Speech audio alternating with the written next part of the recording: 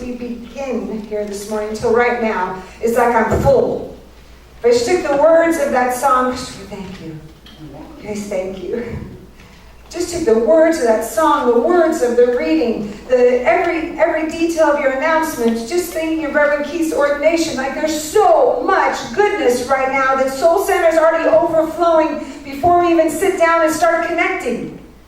Could you imagine if we're always starting from the overflow? Like if we just look at it from the perspective like, wow, we're already in overflow even as we begin. That we're not coming from the lack, but we're coming from the overflow. Life is going to look a lot different.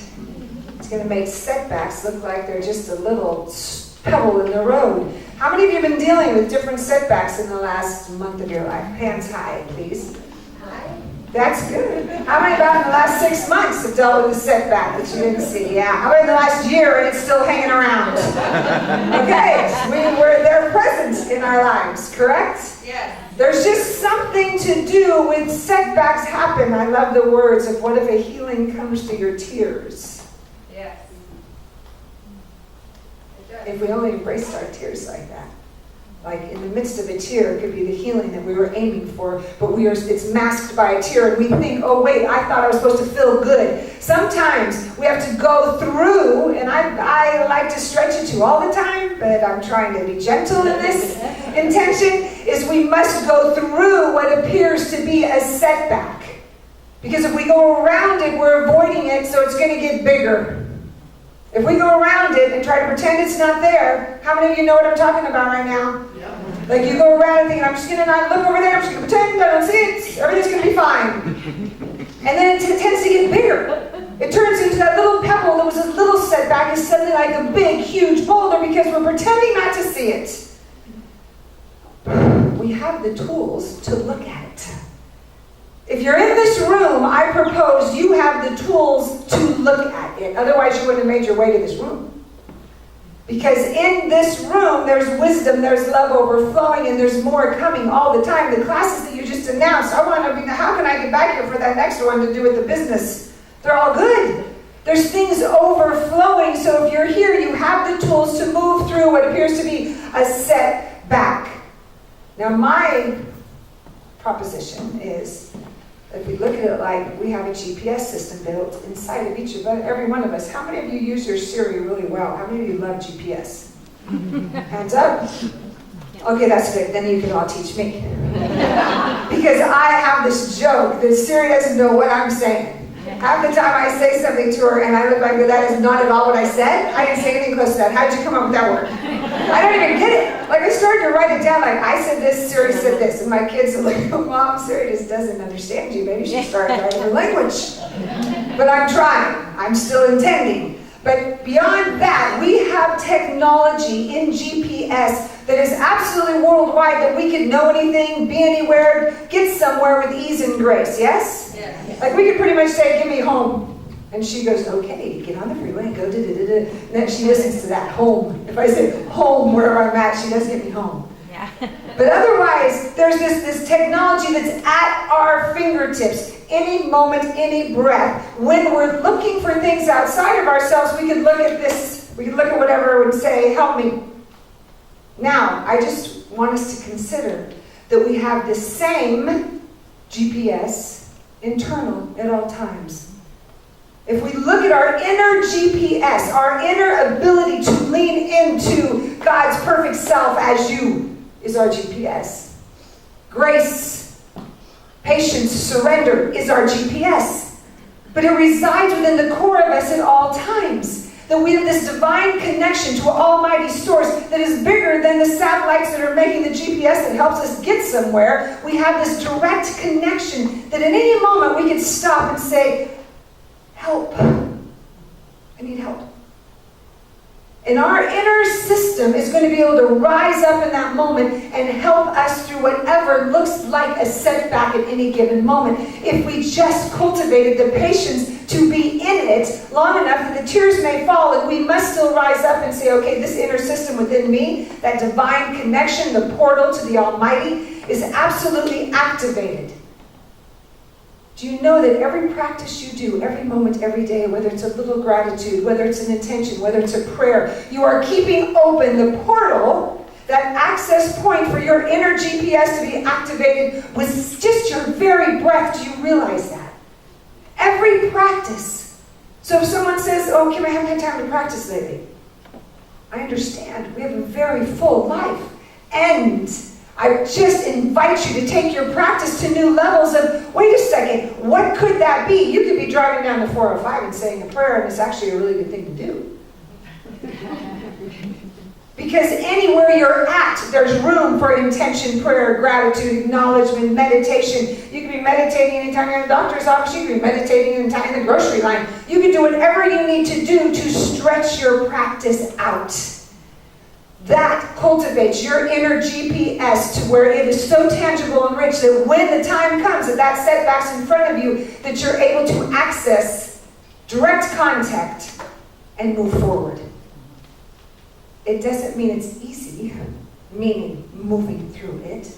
But when you have grace and patience and you're surrendered to the moment, you're surrendered to the Almighty, just the source that is unlimited. There is nothing too big that God is going to say to you, yeah, that one I can't do. Nothing. So the setbacks begin to become smaller because your comebacks are much more interesting. It doesn't mean we don't acknowledge that they happen. You know, none of this is about that we don't look at the challenge. They exist. We all have challenges, whether it's family that is in the middle of a transition, whether it is business that seems to be having a bump in the business, whether it's a relationship that seems to be parting. We all have them. It's our ability to stand in the practice, in the moment, and take it from the perspective of, you know what? Spirit's bigger than this. Spirit is bigger than this, and even if I'm crying on my knees and crawling through it, I still have an inner guidance system that if I just cultivate it just for a moment and take a breath, it's going to guide me on the next step. I have, as some of you know, I work with a lot of people in treatment, and at one of the rehabs I'm at, there's two individuals that have been out of the rehab for some time and come to me on a regular basis, and they don't know each other, different times, they've never even crossed paths, and they both said the same thing this week, which I found so interesting. Different days. One of them walked in and he looked at me and he goes, you know, through all those relapse moments, when I was sober and then I relapsed, and then I got sober again and I relapsed. He said through every single one of them, he goes, Kim, I used to think that I wasted time. I'd done well, and then I fell and wasted time. He goes, I suddenly realized that every one of them, I was carrying with me the wisdom that got me there, and then I stumbled and fell.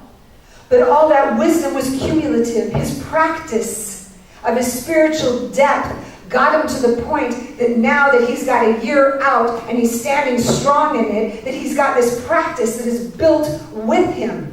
My other one said the exact same thing. She goes, I realized that I can now love myself through all those, and know I did the best I could. Every single setback got me stronger because I built the muscle more when I got back up.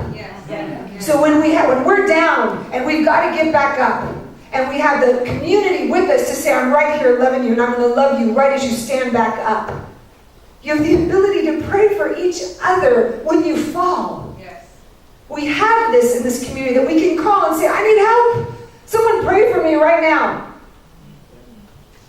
Recently I had there's so much that occurs in between the time I see you all that I'm like, oh my gosh, I feel like I have so much to catch them up on. I've been on the road and traveling and all these amazing things have been occurring. I just got back, from Rhythmia in Costa Rica in the last 2 weeks. And had an amazing adventure there, and had huge classes and people catching insights and really diving deep in their own healing. And I had this reflective moment that, because there I'm teaching and I'm present, and 2 weeks before I had my own setback, before I took off for Costa Rica. And I was at a family event with my parents, siblings, and we're having a mild dinner, and the next thing you know, my mother that's this close to me crumbles to the ground and is like, where'd she go? and went into some sort of, they still don't know, something was going on with her body, that she was going out fast, and looked as if she just passed out, and her body started doing all sorts of things. In the midst of that, I grabbed her and was holding her, keeping her present, saying, "Mom, talk to me. You got to keep talking to me." And there was another young girl on the other side that was holding her head. And this young girl who was new to our family, she's marrying with my nephew in a couple weeks. So I don't know her too well, but she's right there holding Mom's head. And as the fire department is being called and they're rushing, and I'm with my mom and present with her and loving her, and all of a sudden she looks like she's going to leave, like she's about to make a transition. And she starts to seem she's going that way, and my body, I forget my practice, and I slip into my humanness, and I scream, "Mom, no!" And in that moment, this beautiful 21-year-old grabs my hand, and she looks at me, and all she says is, "We're gonna be okay, and I love you." We're gonna be okay, and I love you. Talk about getting right back into my body. I was like, "Whew, thank you, thank you." And right in that moment, prayers came flying out of my mouth. Because before that, I was still forgetting who I was for a few seconds there. Understandably, it was a moment of setback. Of course, it was understandable. If we only had the ability to understand and then patiently love ourselves to know, can we have understanding and then know, now let's grow. Like in that moment, that beautiful little soul reminded me of who I was, so that I got to be so present again to be of service to my mother that I went straight into prayer. So as those firemen are walking in is when I said, "Amen, they're here. Could you please help my mother?" So the point is that when we have one another, that if a setback comes, we lean into each other and say, "Jesus, please remind me who I am in this moment. Just remind me, I love you. I love you." That was a beautiful 3 words to say to bring me back to, whew, love is right here. Love is right here, and I've got tools, and I need to pull them out of my tool bag right this moment. Could you imagine all the way in the back of that ambulance to that hospital? I'm like in prayer. No, there's one power, one presence, one God, one power, one presence, one God. And then the fireman's looking at me, and he looks at my mom, and she's coming back, and now she starts to get feisty again. And I look at him, and I go, "She's a retired critical care nurse, so good luck." And then I go right back to him, like blessing her in all different ways that I could, because I knew, like, okay, you get to deal with her now. Because she is strong, and when she comes back, she's going to be really feisty. Which is good. Her feistiness got her all the way home, thank goodness. After all those tests, the very next day I go to get her out of the hospital. I go, "Okay, Mom, we came up here for this family event. Can I take you to the hotel real quick?" I knew she was better. You know when I knew she was better?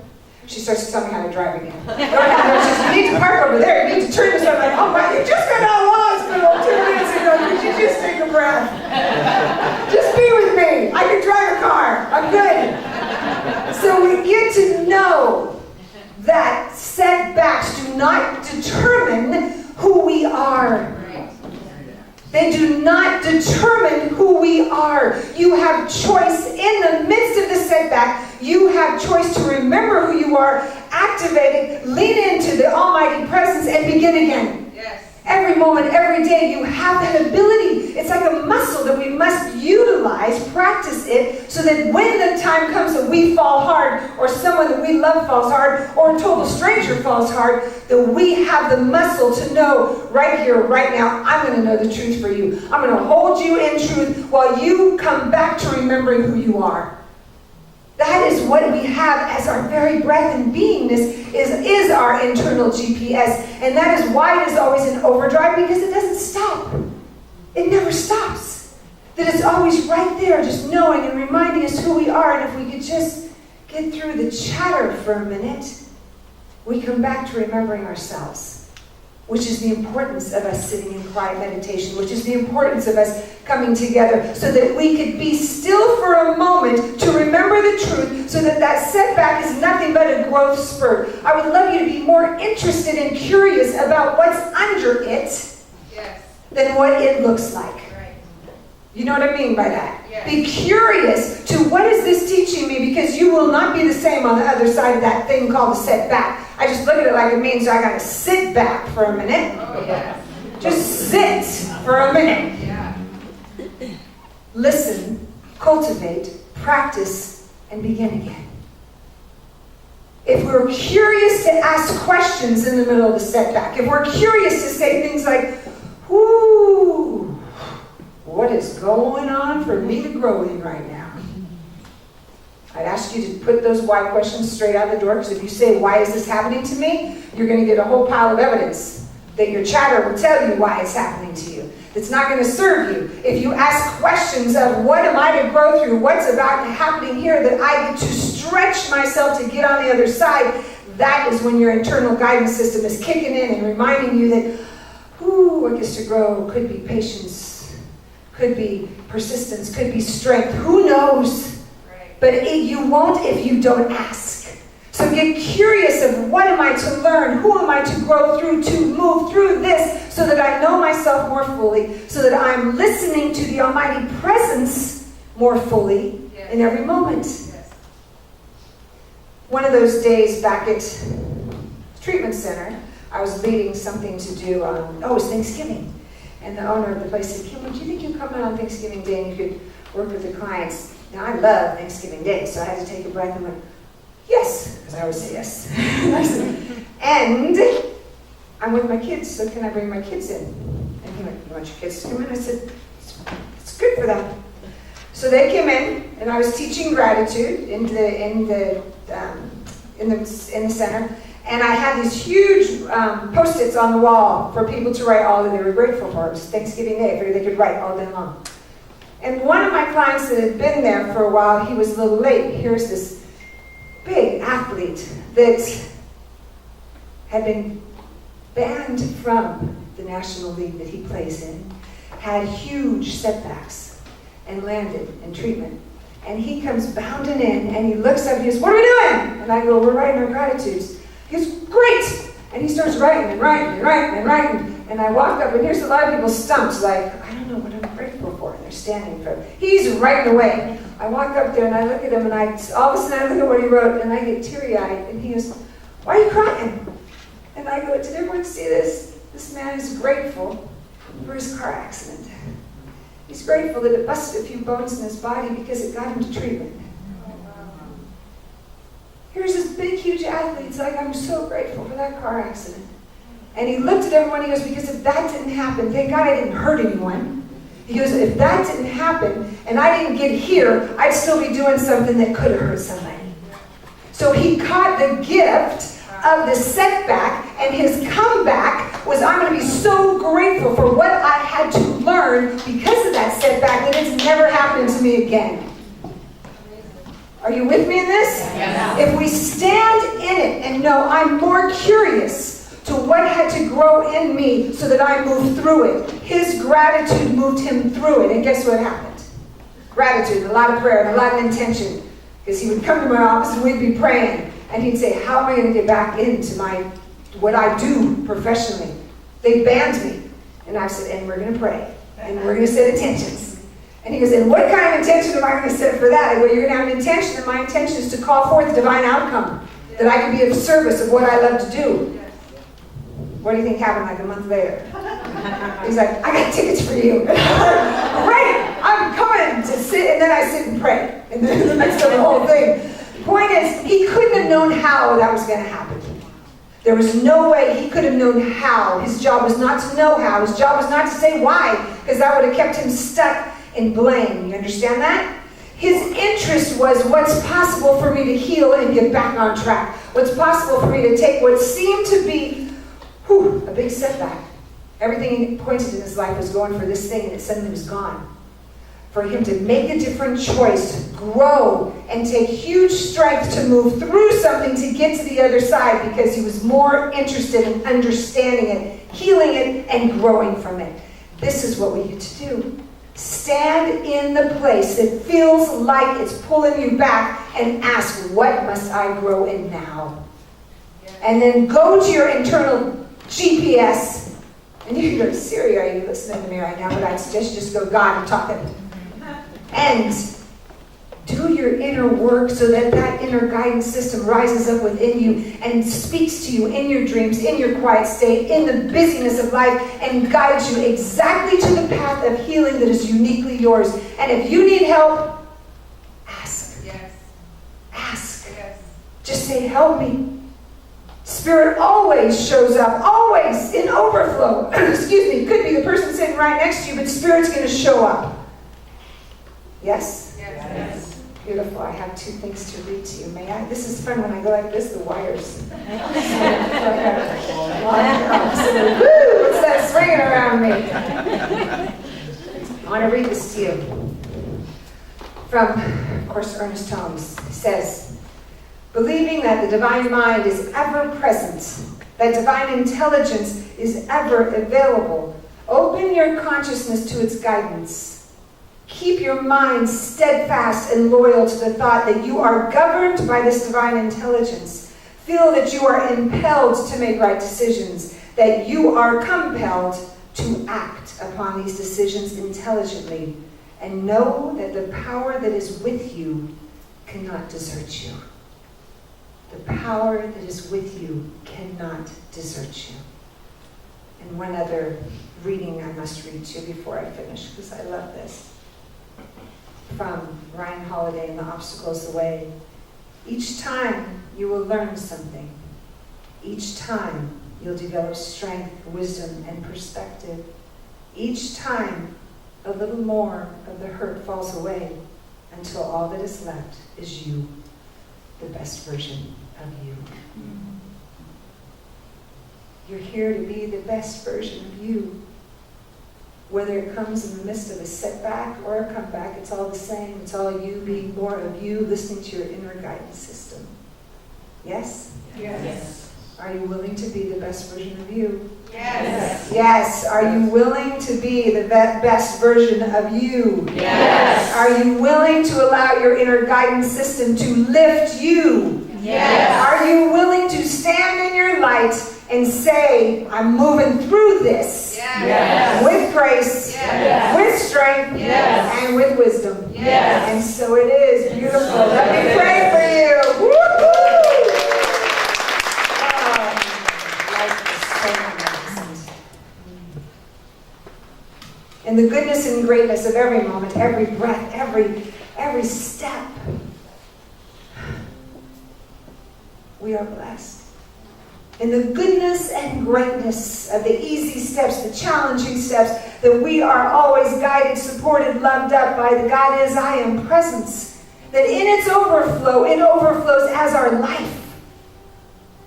So I bless each and every individual in this room, those that are hearing these words, that there is something stirring. That inner guidance system within each and every one of us becomes so tangible that it is our very, very beingness. That there is no lack. There's just more to seek, more to understand, more to heal, whether it comes through tears, whether it comes through laughter. That we just trust the journey. That we are guided, that we are lifted, that we are held by these just loving arms of Spirit, reminding us that we have all we need. I bless us all on our adventure, and I just accept that there's a rising up of clarity within each and every one of us. And I bless that all of us in this room, that all of our family, friends, whomever we are praying for, we hold them in truth right now. Just think of those beings in your life and hold them in prayer, in love, and know the truth that they are the Almighty Presence. And all is well. In gratitude, I let it be and let go. And so it is. Amen. Amen.